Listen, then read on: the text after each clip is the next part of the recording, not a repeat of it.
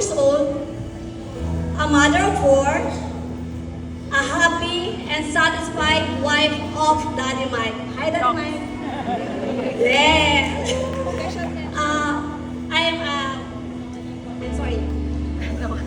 Go, Ma. I'm a mother of four, a mother of grace of two, and a grandmother of one, and now coming two. During this season of my life as a woman, I thank and praise the Lord for His grace. Madalas sinasabi ng marami, superwoman daw ako. Kasi halos lahat ng gawain, mapalalaki man ito, kaya-kaya ko.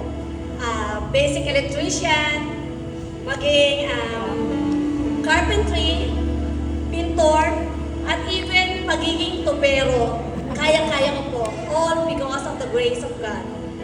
Not to mention na masarap din ako magluto, magaling maglaba, at marami pang iba. Now, I'm working as a purchasing and business development manager. Busy, yes, but super happy.